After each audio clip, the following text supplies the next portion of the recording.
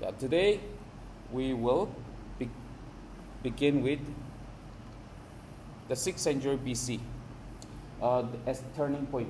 So the later Vedic period spanned from 1000 to 600 BC, right? 1000 to 600 BC. If you look at the Vedic age, 1500 to 600, the early Vedic age, 1500 to 1000, later Vedic age, 1000 to 600 BC. Okay, so in the 600 century BC, 600 BC means 6th century BC, right? It's the same.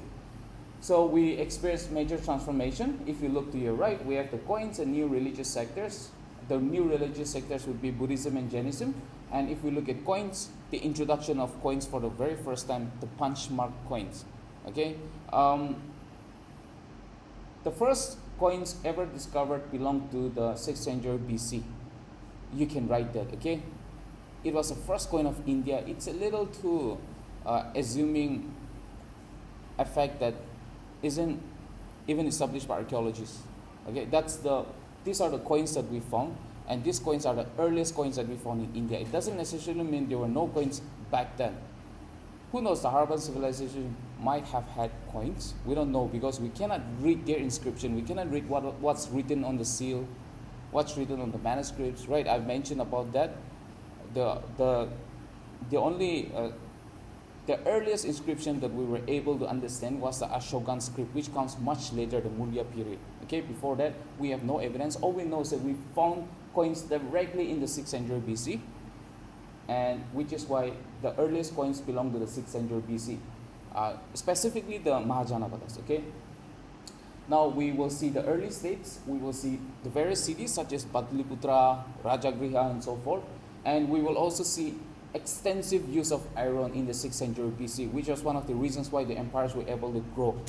Or when it comes to weapons, arms and ammunitions, and so forth, iron was extensively used. Okay, so again, early states, the Mahajanapadas, the cities, Patliputra, Rajagriha, and the vast use of iron.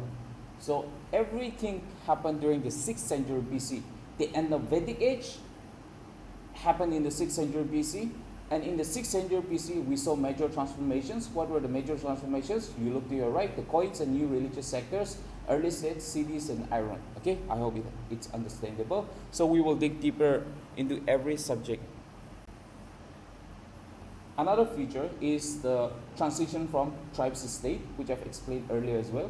Jana or tribe to territorial expansion, and territories were now called Janapata. Okay, we're called Janapata. Towards the end of the later Vedic period, the territories were called Janapata. So Jana or tribe belong to early Vedic period. Very important distinction in your examination. If you are asked Janapata, the term Janapata originated in which period? Later Vedic period. Okay, towards the end of later Vedic period. And Mahajanapada, 6th century BC. Okay, these terms are very important in order for you to understand what happened. So in the later Vedic period, they called it Janapata or Rashtra. Rashtra was another term, right? We talked about Rashtra yesterday. Janapata is also another term that came about. Okay, Rashtra came first, then came Janapata, and eventually very large states came to be known as Mahajanapata. So if you're asked in the examination, the term Janapata originated during which period? Later Vedic period. The term Jana originated during which period? Early Vedic period. And very important distinction, Jana means tribe. Okay, it doesn't define a small village, a small territory, whereas Janapata means territory. Mahajanapata means large states. Okay, these distinctions are very important. And the 6th century BC, if you look to your right, witnessed the rise of early states and urban centers. Like I mentioned earlier, early states, the 16 Mahajanapadas, and urban centers, Patliputra, Rajagriha. Initially, before the 6th century BC, there were villages, then they transitioned to towns, and then we see cities. Okay, from tribe, territory to state. Now let us move to the iron technology, the use of iron. Okay, before we start with the history of the Mahajanapadas, we must understand the use of iron. The use of iron increased. There's the first point. Iron tools supported agricultural expansion. You look at the tools to your right, we see plows, we see nails, we see spear, we see shield. Everything was made of iron. iron weapons increased the importance of the warrior class. And who are the warrior class? Kshatriya, okay, the Kshatriya class. People increasingly develop stronger allegiance to the territory they belong to rather than only to their jana or tribe. If you look at the Vedic period, their allegiance was more towards their tribes.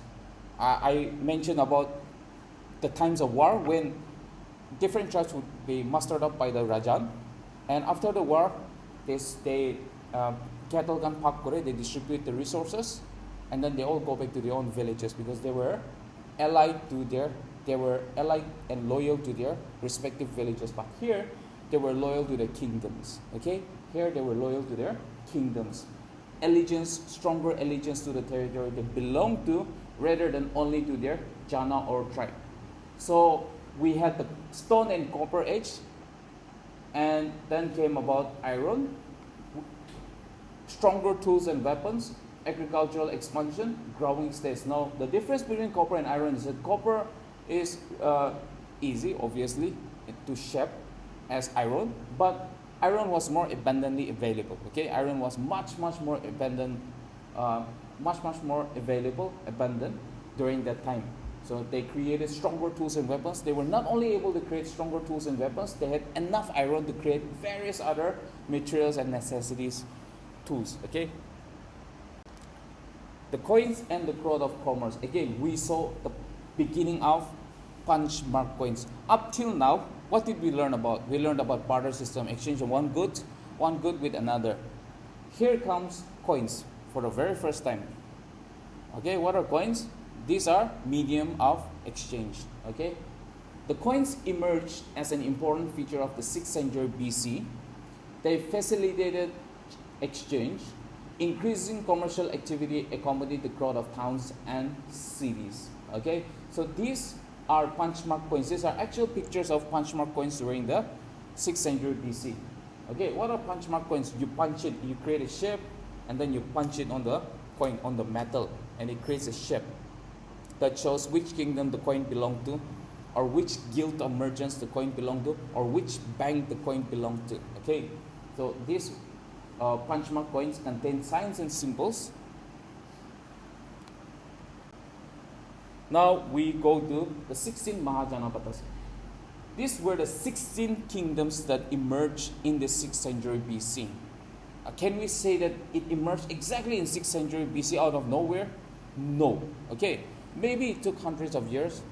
Okay, but in that 6th century BC, very visible that those were strong kingdoms. Even during the Harappa civilization, we had the Cambodia, Kantara, Guru, Matsya, and so forth. These areas existed, but there were no kingdoms. Early in Vedic period too, there are mentions of places such as Kandhara, but it wasn't as well developed as the 6th century BC. So after the end of the later Vedic period, these 16 kingdoms emerged. If you look at Magadha and Anga, Muala Saitya Sudo, towards the east, and all the way up we see Gandhara, which also hosts one of the most important cities called Taxila. We will learn about that later. So these are the 16 Mahajanapadas. Okay, the 16 important kingdoms is spread across the entire central and north India. In the south, we see Asmaka, whose capital was Potali. Now, these 16 Mahajanapadas, point number 1 to your right, have a look. India was divided among 16 major kingdoms and republics. No single power dominated the entire region. So every kingdom dominated their own territory at that time. But finally, the rise of Magadha. Okay, I'll bring my escalator. Take this.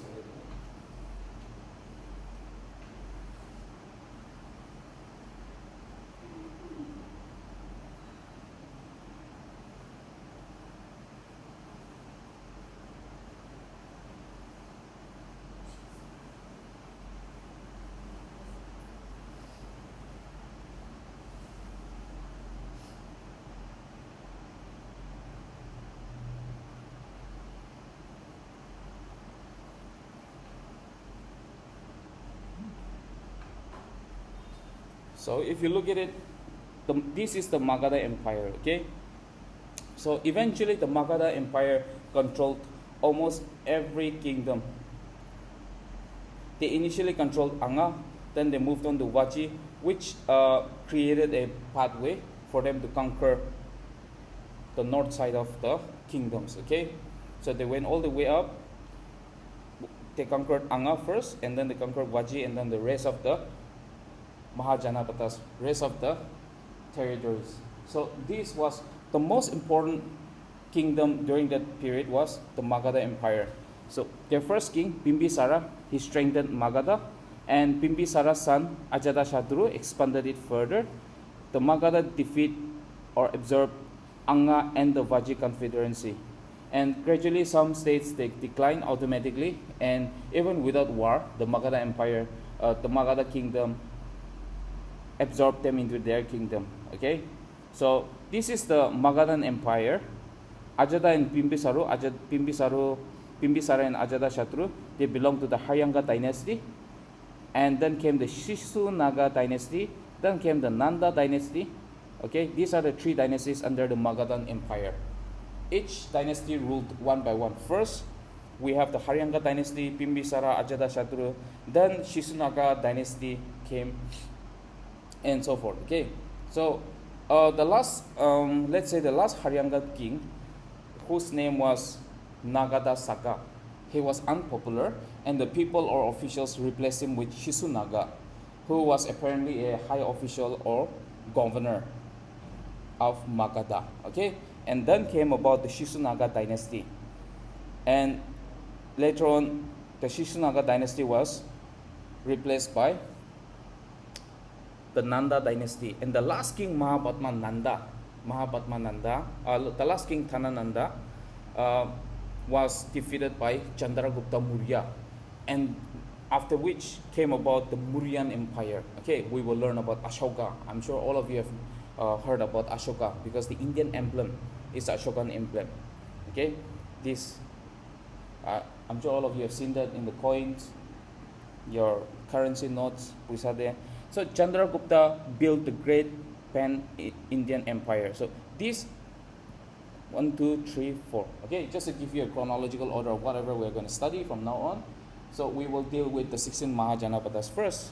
So these are the 16 Mahajanapadas. Okay. Now you look at this. This is the same map, except this map shows what Magadha conquered over time. All the red lines that you see, this, and this. The territories conquered or absorbed by Magadha. Okay, so this is the core territory, the Magadha core territory, and former independent Mahajanapadas now brought under Magadhan rule. Who would be the which kingdom would be the former independent Mahajanapadas now brought under Magadhan? Gandhara. Okay, Gandhara, you look at it, and then Cambodia. Okay, so it has red lines, right?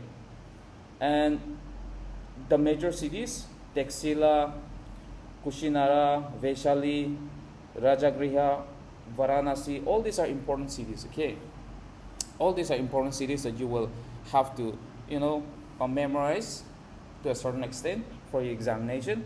Now, Bimbisara, we look at Bimbisara, Ajatasattu. If you look at Bimbisara, he strengthened Magadha. He is the first Magadhan king, and he conquered Anga to the east. And then came his son Ajatasattu, who defeated the Vaji confederacy and expanded towards north and west. And he also established Rajagriha as a very strong capital. Okay, and later dynasties, and then the foundation of Mauryan Empire. I've explained that already. Now, if you look at Mahajanapadas, if you look at the type of government that they had, one was monarchies, another was republic or Gana Sanghas, just like the early Vedic period, right? The Gana, okay, the Gana Sanghas. And if we look at the monarchies, the king was sovereign. The king was sovereign, okay, he was a ruler. Succession was generally hereditary. Almost all the kingdoms of the Mahajanapadas were monarchical in nature, but there were a few exceptions. Okay, almost all were monarchical in nature. So power was concentrated in the ruler. Major kingdoms occupied fertile areas of the Ganga Valley, but some of the kingdoms were republics or Gana Sanghas. The chief was not hereditary. Power was exercised through an aristocratic council, like the Sabha. Okay, they had a kind of Sabha, an aristocratic council that elected the chief, and then the chief would exercise control over them. It was a representative form of government, which means the chief was elected. Okay, they did not call them king; they called them chiefs. Okay, the Vaji is a very interesting. The Vaji is a very interesting kingdom. You can go home and read about the Vajis. Okay. So these were the two types of governance system. Monarchies, centralized government, the king was sovereign. Ruling family became a dynasty. Succession was hereditary. Many major kingdoms occupied fertile Ganga Valley regions. Okay, so this is monarchies. The Gana Sangha, very similar to this. Okay, the Vaji, the Malla, the Shakya, and the Goliya. These are examples of Gana Sangha, a republican form of government. So the chief of the Gana Sangha was known as Ganapati or Gana Raja. Okay, and the office was not hereditary here. The power was vested in the aristocratic council, and many Ganas were located in or near the Himalayan foothills or eastern India. Himalayas, you look at, see, Vaji Mala. Okay, let's see. This is the Himalayas, right? It extends from the north, top north, all the way up till northeast. So they were near the Himalayas. Okay. People, the territories with Gana Sangha as a form of government were near the Himalayas. That's it. So all you need to know is that the monarchies had the king as a sovereign, and succession was hereditary, whereas for the Gana Sanghas, it was a republican form of government, and the power was vested in an aristocratic council. Okay, and those aristocratic council, they governed the territories, and many Ganas were located near the Himalayan and eastern India, and the chief was known as Ganapati or Gana Raja. These are some basic facts that you need to know about the Gana Sanghas. The rise of Magadha. Okay, I have changed the overall visual outlook of the PPT for today to make it a little interesting for all of you. The rise of Magadha. We will learn about the rise of Magadha. We have seen all the 16 Mahajanapadas, but we will learn how the Magadha Empire continued to conquer the rest of the Mahajanapadas. Okay, almost all the territories, almost all the 16 Mahajanapadas came under the control of the Magadha Empire. Okay, so we will learn about that now.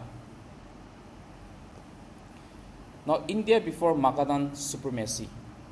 So this was just Magadha. Okay, that's Magadha before its supremacy. Many powerful Mahajanapadas competed for influence, and Magadha was the only one among several strong states. The balance of power was yet to shift. Okay, the balance of power was yet to shift. This was Magadha. Okay. Now, why Magadha? Why Magadha? Why were they able to conquer the rest of the kingdoms? These are the factors. Okay. Geography, you will learn about its geography. I will talk to you about Rajagriha and then Patliputra, two of the important capitals. Rajagriha was the first capital. The second capital was Patliputra.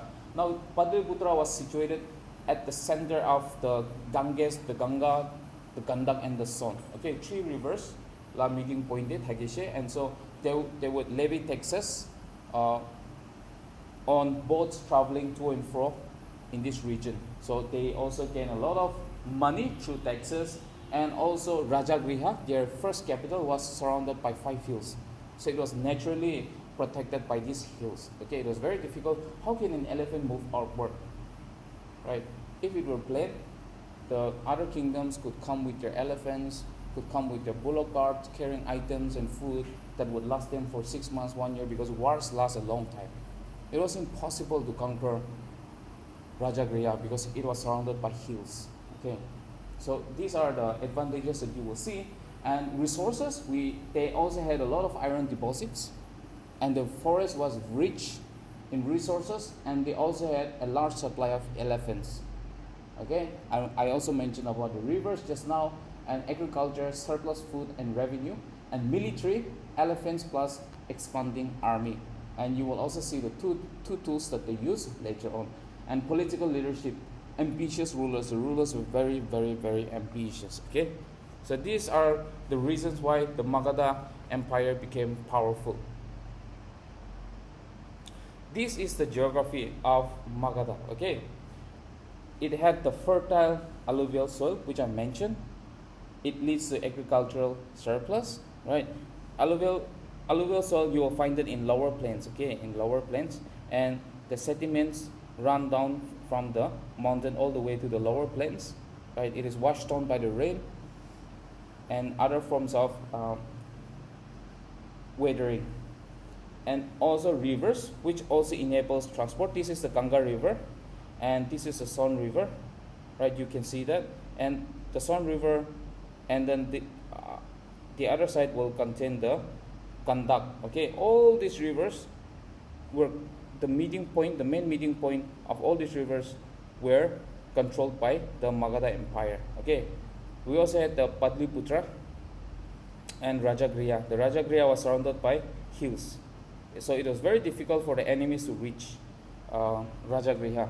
And they also have good amount of iron ore deposits, forests provided timber and access to war elephants. They also had good amount of iron ore deposits, which was crucial for making strong tools and weapons, and it was in a strategic location.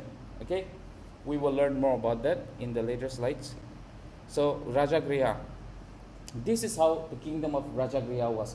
Take a look at all the hills surrounding Rajagriha. Right, good luck conquering Rajagriha. It was almost impossible. Okay, it is one of the most well protected kingdoms in the history of India. Rajagriha, it was surrounded by a group of 7 major hills and multiple minor hills. So Rajagriha was almost impossible to conquer. Okay, it was located in a valley surrounded by hills, naturally defensible. They do not even need to do anything, because during the time, without catapult, large catapult, without elephants, it was impossible to win wars. And imagine carrying their bullock carts, the elephants up the hill. It was impossible. Okay, and it served as the early capital of Magadha. The Rajagriha was the first capital of the Magadha Empire, and then Patliputra was the second capital. Okay, so Rajagriha was associated strongly with the Haryangan rulers. Okay, we have the 3 kingdoms, right, under Magadha Empire: the Haryanga, and then the Shisunaga, and then the Nanda dynasty. So Rajagriha was the capital of Haryanga rulers. Okay, and Rajagriha is the modern Rajgir in Bihar. Even Patliputra is in Bihar. If we hear the term Bihar these days, right, we don't have a very good perspective about the people of Bihar, but it's one of the most historically rich states in India. Okay, it's one of the most historically rich states in India. So another capital, eventually Rajgiriha the capital was shifted from Rajgiriha to Patliputra. Now you look at Patliputra, we have the Ganga, we have the Son, right? The meeting point is this. So ships would travel to and fro from these rivers, and then they would collect or levy taxes here near Patliputra. So the capital did change everything. The Patliputra was the capital that changed everything. It had excellent riverine communication. It was a strategic position for controlling the Gangetic Plain, right? Because the ships would travel to and fro. Easier expansion towards northern and eastern India via sea routes. Okay. Eventually became the great imperial capital of Magadha, and later even the Mauryas. Okay, the capital of Mauryas was also Patliputra. Okay. Now take a look at Patliputra.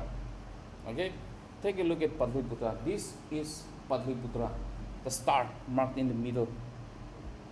Now you look at the Ganga, the Gandak, the Kosi River, the Son River. Every river met here. Okay, the Patliputra was the intersection point of the Ganga, the Gandak, the Son, and other minor rivers. So it's in Bihar, right? Now, Udu part to kia West Bengal, or they just simply call it Bengal. Okay, so they also control parts of Bengal as well as Bihar. So Bengal side Fanira towards their southeast side Fanira, elephant can supply ane, pathor, timber, na utuan sob ane de, our natural resources, and they bring it to Padliputra and then they export it. Now Taxila, if you look at Taxila, okay, it was the gateway.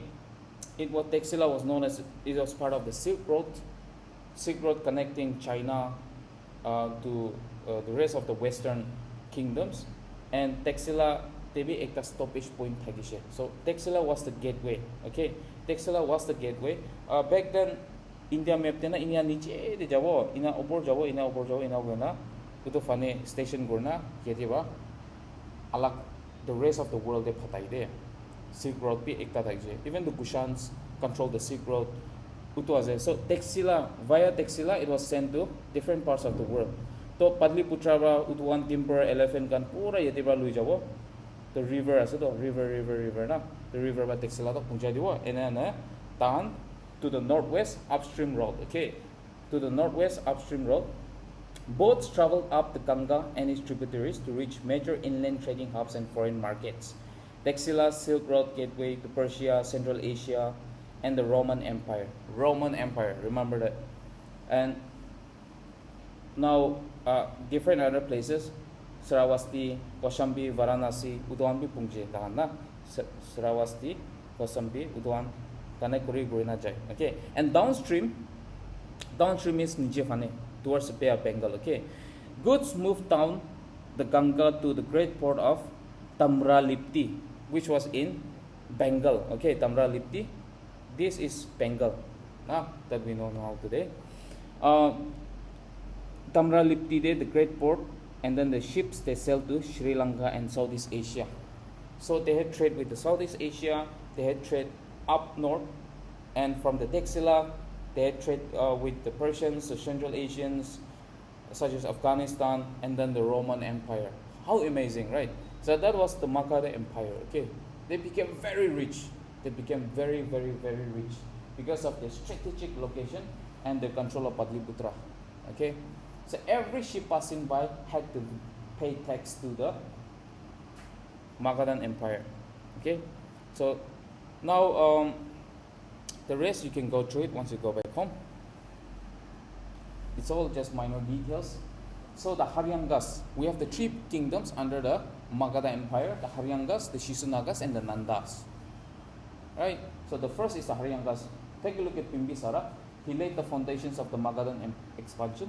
Ajatashatru, stronger monarchy and continued expansion. And then we have the next king Udayan, expansion through conquest and diplomacy. Okay. You don't need to remember all the kings. Okay, there were multiple kings, but these are the three important kings. If they ever ask you in the examination about anything at all, it will be these three kings. And the last king, Nagadesaka. Nagadesaka's only importance is he was the last king of the Haryangas. That's it. Now, Bimbisara, okay? He is the founder of the Haryanga dynasty, and he ruled Magadha, and he expanded Magadha through conquest and diplomacy. One of his major achievements is the conquest of Anga. I've talked to you about this, mentioned that earlier. Okay, but he also maintained diplomatic relations through matrimonial alliances. Tara bhai bhuini kange shadi guru dibo na alak kingdom kala princess kange in a matrimonial alliance par Koshala Lichavis Matra lote diplomatic relations rakhi dagishe. And how Bimbisara strengthened Magadha through military power. He conquered Anga. He secured the kingdom through matrimonial alliance. We have discussed about that just now. The Koshalas, the Lichavis, the Matra, and administration. He had a very robust revenue base. Okay, very robust revenue base. He collected levied taxes, different kinds of taxes.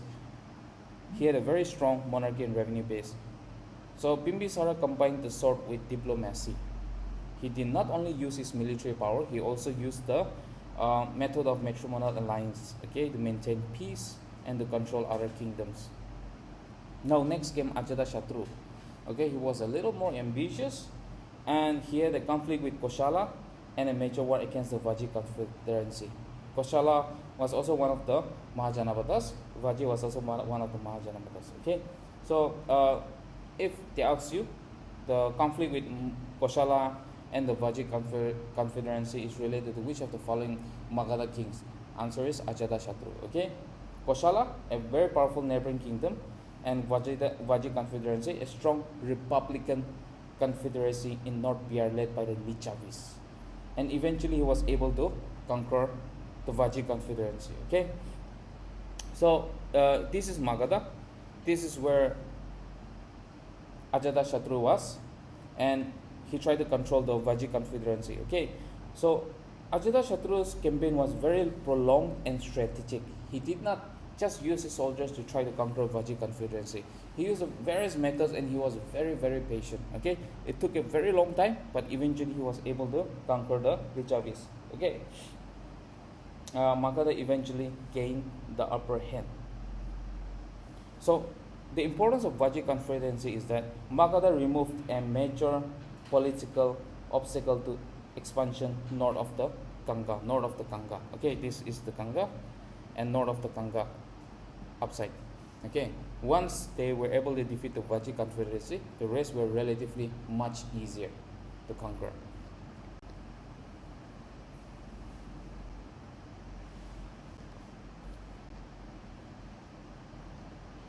So this, okay, this is the war machines of Ajatashatru. It looks a little funny, but these are the two weapons that you need to. These are the two war machines that you need to memorize. Okay, they might ask you. It's very important. Ratha Musala. So look at the spikes. Look at the blades. Chariot filled with blades or weaponry according to literary traditions, and Mahashila Kandaka, which is a kind of catapult, as you can see. Okay, large stone throwing siege device described in Buddhist sources. So he had these two weapons, which were very, very effective against the enemies. Okay. However, a very important note: these machines are known primarily from later literary traditions. Exact historical reconstruction is uncertain. Okay, it's mentioned in the books, but exact historical accuracy is not known. Udayan, the founder of Patliputra. So, Bimbisara, Ajatashatru, both these two kings, their capital was Rajagriha. Now it was Udayan, okay, who founded Patliputra and who made Patliputra the capital. He was a successor in the Haryangal line, associated with the establishment of Patliputra as Magadha's capital. Okay, which king established Patliputra as the capital of Magadha? Udayan. Okay, it's a very important preliminary question. You have to remember it. And Patliputra's location greatly improved Magadha's strategic and commercial position. I've already explained that. Okay, we'll move on to the next slide. The Haryangas decline. Why did the Haryangas decline? Political stability, and then the change of the ruling house. Like I said, the last king, Nagadasaka, Nagadasaka. Okay, according to Buddhist tradition, Nagadasaka was very unpopular. Okay, he was an unpopular king, and so the people or officials, they replaced him with Shisunaga, who was an official or governor of the Magadha kingdom. Okay, he wasn't the king. Shisunaga wasn't the king. He might have been a very important official or a governor. Okay, the Shisunaga was Nagadasaka was replaced by Shisunaga. Then started the Shisunaga dynasty.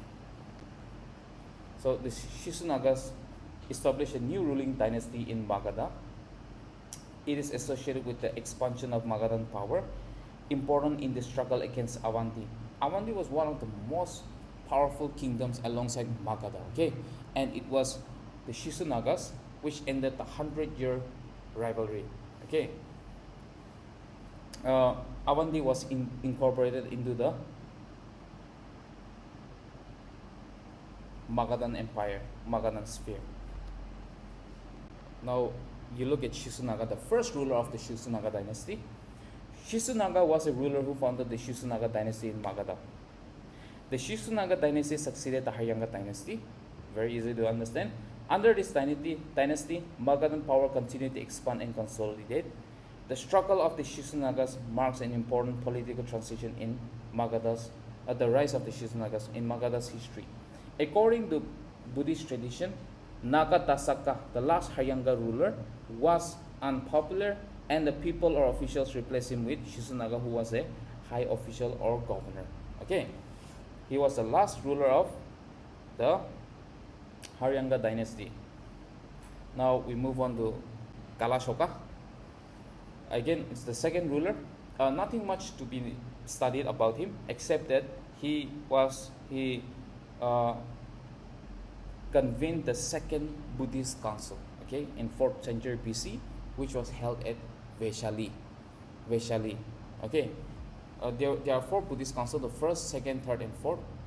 And these are the 4 main Buddhist councils, which, as a consequence of which, the Buddhist texts and books were created. Okay, we will learn about the 4 Buddhist councils in the later, in your maybe the next lecture. You will learn about when you learn about Buddhism and Jainism. So, very important. Kalashoka was associated with the second Buddhist council. Okay, he convened the second Buddhist council. The second Buddhist council was held under his patronage, Kalashoka. So that's a very important point for you guys to know.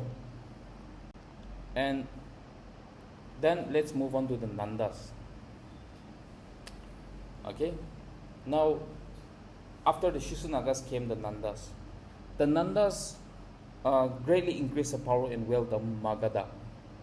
Okay, known in literary traditions for a large army and enormous resources, their rule prepared the political and economic foundation for the Mauryan Empire.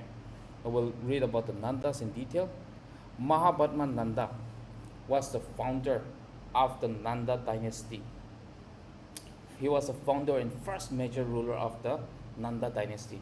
After Haryanga dynasty came the Shizunaga dynasty. After Shizunaga dynasty came the Mahabharata Nanda dynasty. Okay, he expanded Magadhan power extensively. Okay, Buddhist, Jain, and Puranic traditions preserve different accounts of the Nandas. The Buddhist texts, Jain texts, and Puranic texts all contain the accounts of the Nandas.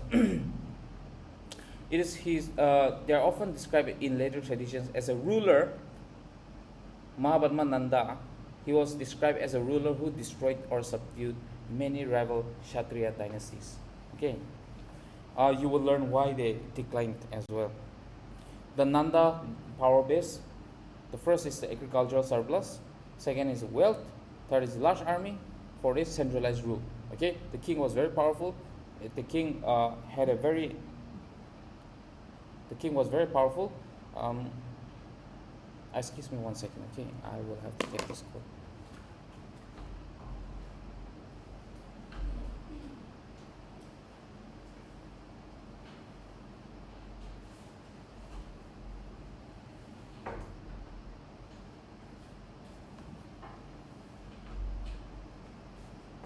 So, agricultural surplus, wealth, large army, and centralized rule. These define the Nanda power base. So, if you're asked in a mains examination, because you might be asked, so these are the points that you can use. Okay. Nanda, the last Nanda dynasty, traditionally, okay, we're not 100% sure, but he is traditionally regarded as the last ruler of the Nanda dynasty. Remembered in literary traditions as extremely wealthy, associated with a powerful army, and he ruled from Pataliputra. Okay, now if you look at the last king, Dhanananda, why did the Nandas decline?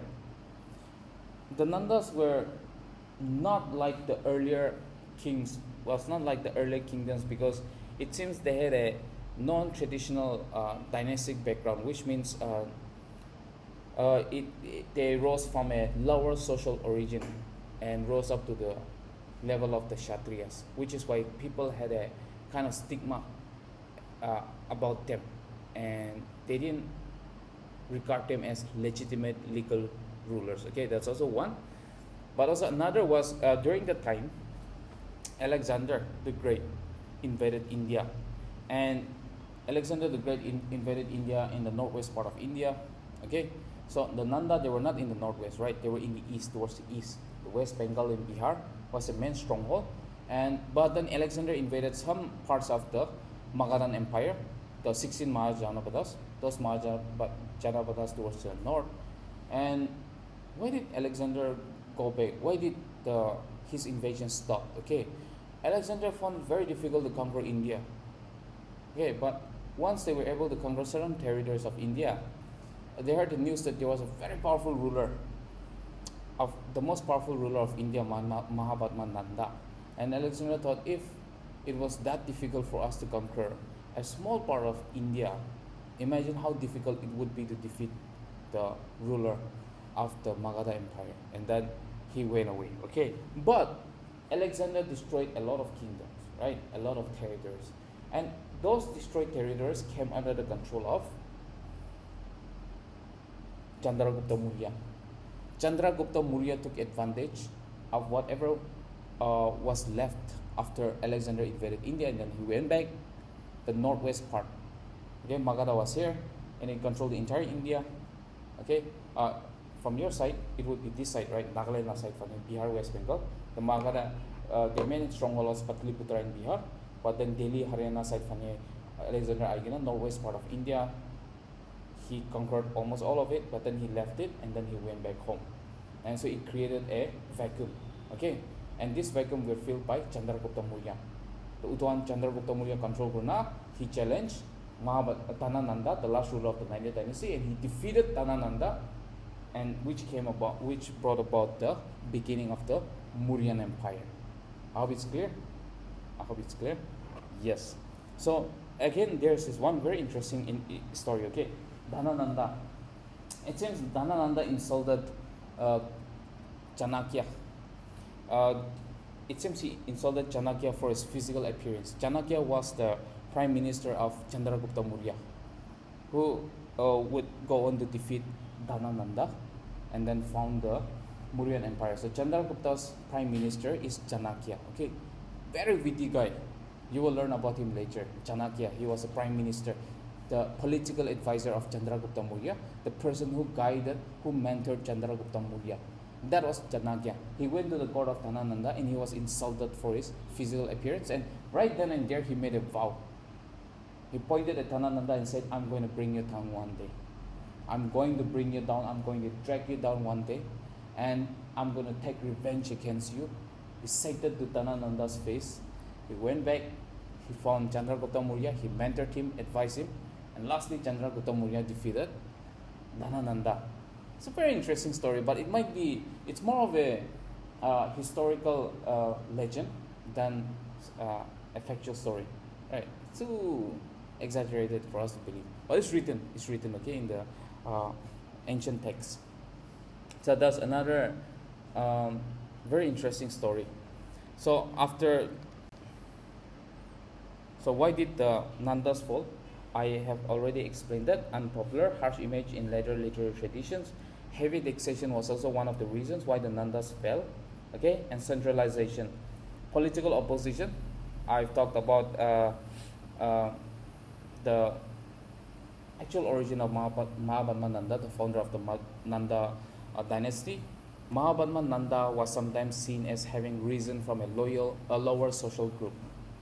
And he was also a destroyer of the Kshatriya ruling classes, right? So imagine a poor man controlling the entirety of Nagaland, and he killed all those big business tycoons, political figures, and all that. And then he rose. The Mahabharma Nanda was someone who rose from a very low social status through the ranks, and then he became the king. So that's also one of the reasons why there was political opposition, weakening of dynastic legitimacy. They were not considered legitimate rulers, and the rise of Chandragupta Maurya. Okay, and strategic and political opportunity created by the northwestern crisis following Alexander's campaign. Chandragupta took advantage of the vacuum created by Alexander, and then he took control, and then he challenged Dhanananda and defeated Dhanananda. Okay. Now, from Dhanananda, this is Chanakya, the person that I was talking about, okay, who was insulted in the court of Dhanananda, and this is Chandragupta Maurya, okay. He was a young, ambitious king, Chandragupta Maurya. So it was Chanakya who advised Chandragupta Maurya, and later on, even after Chandragupta Maurya passed away, okay, his son Bindusara, even when his son Bindusara ruled, Chanakya was still alive, and then Chanakya continued to advise Bindusara as well. Okay, Chandragupta Maurya's son. So from Dhanananda to Chandragupta Maurya, it happened in 4th century BCE. Traditions associate Chanakya or Kautilya with Chandragupta's rise and the overthrow of the Nandas. Now you will read a very important book later on, Arthashastra, which is the art of war. Okay, Arthashastra is the art of war, and it talks about the art of war used by Chandragupta Maurya. It was written by Chanakya, and this art of war is still used as a reference in today's world, not only in India but various parts of the world, like Sun Tzu's art of war. It's a very popular book. Okay, Kautilya's Arthashastra. You will learn about that later on. And now the Magadha, the dynasty, the empire timeline. The Haryangas, we saw Bimbisara, Ajatashatru, Udayin, and the Shisunagas, we saw Shisunaga and Galashoka, right? And in the Nanda dynasty, we saw Mahabhatma Nanda and Dhanananda. You don't need to know the rest of the kings, okay? These are the important ones. You cannot keep on memorizing all the kings, right? So in the Mauryas, we see Chandragupta Maurya, okay? Now tomorrow we will learn about the Mauryas in detail, okay? I have to go to the office today, so we will end our session in 5 to 10 minutes. The Magadhan supremacy, the formula behind Magadha's rise to empire, okay? This is the overall summary that you can go back home and then read, because I've explained everything. So now that we saw the introduction of the Mauryan Empire, we will learn about the Mauryan Empire tomorrow. But today's lesson was about the Magadha Empire, where they were located, the strategic location of Patliputra as well as Rajagriha. You have learned about both these two. Rajagriha was surrounded by a group of hills. Patliputra was situated at the confluence of the Ganga, the Gandak, and the Son rivers, as well as other rivers such as Kosi rivers. So you learn about the two cities, you learn about the different kings that existed, the three dynasties of the Magadha Empire, the Haryanga, the Shisunaga, and the Nanda dynasty. Last ruler, Nanda dynasty, of the Nanda dynasty, Dhanananda, was defeated by Chandragupta Maurya. Then came about the beginning of the Mauryan Empire, which we will learn about tomorrow. Okay, so today this is the must remember table that I've created for you guys. What was the early capital of the Magadha Empire? Rajagriha, right? The second capital, Patliputra. What the Haryanga rulers? Bimbisara, Ajatashatru, and Udayin. And it was Bimbisara who conquered Anga, the first ruler of the Haryanga dynasty. Ajatashatru conquered Vaji. Udayin, Patliputra made Patliputra the capital. Okay, shifted the capital from Rajagriha to Patliputra. This is another very important point. Shisunaga, he defeated Avanti, right? And Galashoga, second Buddhist council, was convened under his patronage. And the Nandas had huge wealth and huge military power. Mahabhatma Nanda was the ruler, and the major Nanda expansion occurred during his rule. And Dhanananda was the last Nanda ruler. The successor dynasty was the Mauryas, and the founder of the Mauryan Empire was Chandragupta Maurya. I hope everything is in order. And tomorrow we will learn about the Mauryan Empire. It's one of the most interesting empires, and you will enjoy it, you will love it.